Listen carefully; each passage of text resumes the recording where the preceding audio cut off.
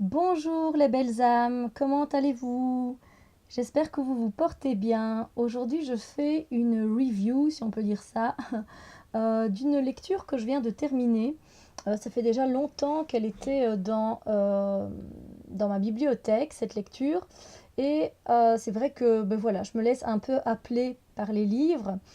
Et ici, voilà, je viens de terminer Les dieux voyagent toujours incognito de Laurent Gounel. Laurent Gounel qui a souvent l'art de faire des romans philosophiques, comme vous le savez, tout en écrivant une histoire, ce qui est en fait génialissime parce que ça nous donne des pistes dans notre vie à nous, des clés. Mais ça, pour moi, c'est avec tous les romans, hein. Tout roman confondu nous donne une piste, quelque chose, une phrase qui peut faire un déclic. Dans tous les romans, on retrouve ça. Mais bon, ici, je viens vous parler de ce petit bijou parce que c'est très intéressant. Donc, je vais vous lire la quatrième de couverture. Donc, ici, moi, je l'ai en poche. Alors, imaginez, vous êtes au bord du précipice. À l'instant fatidique, un homme vous sauve la vie. En échange, votre engagement à faire tout ce qu'il vous demandera. Vous acceptez et vous voilà embarqué dans un incroyable voyage où tout semble vous échapper. Plus qu'un roman, une réflexion sur soi-même qui nous invite à prendre notre destin en main. Donc voilà, voilà, Les dieux voyagent toujours incognito de Laurent Gounel. Donc comme je le disais, c'est un roman philosophique, hein. Donc on nous parle ici d'un gars, je ne vais pas tout vous expliquer, mais au moins faire un résumé, qui s'appelle Alan Greenmore, qui est venu vivre en France il n'y a pas très longtemps, donc dans la région à Paris, euh, et qui travaille dans une entreprise en tant que consultant. Et il doit recruter des personnes dans sa boîte pour faire fructifier la bourse de plus en plus à chaque fois. Dans sa vie amoureuse, sa copine vient de le quitter. Et émotionnellement, il est très très fragile. Et donc, comme le raconte la quatrième de couverture, il se retrouve en fait tout en haut, près du restaurant de la Tour Eiffel, et il est prêt à sauter. Mais là intervient Yves Dubreuil, euh, un homme, je veux dire, je pense que c'est un homme de la soixantaine comme ça, qui intervient et qui lui dit bah, vas-y, saute. Et pour finir, évidemment, bah, il ne saute pas parce il passe pardon, un marché avec Yves Dubreuil. Yves Dubreuil dit il va le remettre en quelque sorte sur la route, sur le chemin, pour qu'il aille mieux, en quelque sorte. Euh, et il accepte ce marché. Et en fait, au fil du temps, Yves Dubreuil lui donne des exercices à faire pour développer sa confiance en lui, l'estime de lui. Euh, et c'est un peu même cocasse dans certaines situations. Mais voilà, il arrive à reprendre confiance en lui tout doucement, euh, et ce jusqu'à la fin du livre finalement. Mais il y a toute une histoire évidemment derrière avec les personnages, ce qu'il découvre de lui, de lui-même, d'Yves Dubreuil, etc. Et donc, ça nous mène à une très belle histoire avec de très belles paroles à l'intérieur. Et donc, ça, j'avais envie aussi de vous faire part de quelques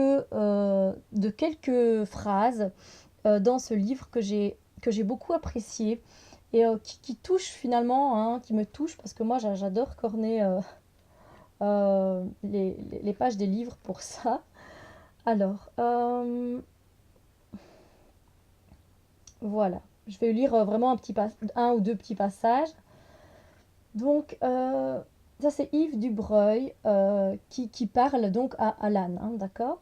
Il dit, vois-tu, il fait, je suis convaincu que ce n'est pas un hasard si l'on trouve beaucoup plus d'hommes que de femmes dans les équipes dirigeantes des entreprises. Je crois que ceux qui dénoncent une discrimination dont seraient victimes les femmes se trompent.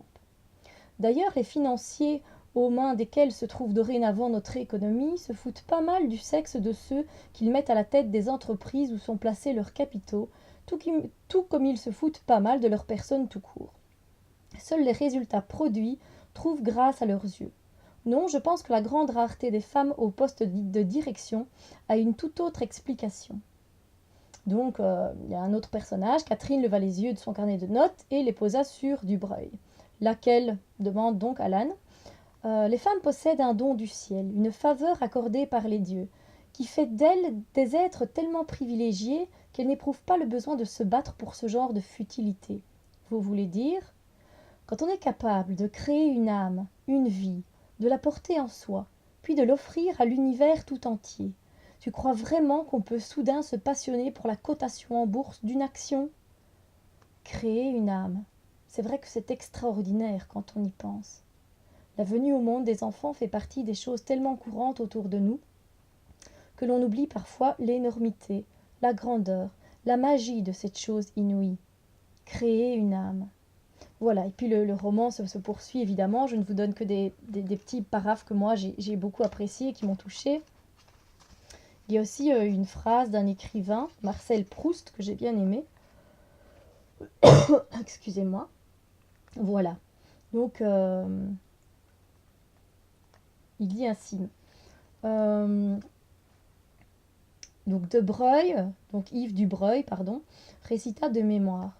Le seul véritable voyage, le seul bain de jouvence, ce ne serait pas d'aller vers de nouveaux paysages, mais d'avoir d'autres yeux, de voir l'univers avec les yeux d'un autre, de 100 autres, de voir les 100 univers que chacun d'eux voit, que chacun d'eux est. Et donc ça, ce sont des paroles de l'écrivain Marcel Proust, qui est, je trouve, très prenant, ce passage, c'est très beau. Voilà, il y a plein de passages comme ça où j'ai corné les pages. Et j'adore, parce que je sais que mes livres, moi je les relis et je vois à chaque fois un changement quand je relis évidemment un livre, un roman. Je le vois d'une autre façon, ça m'apporte d'autres réponses. Et donc voilà.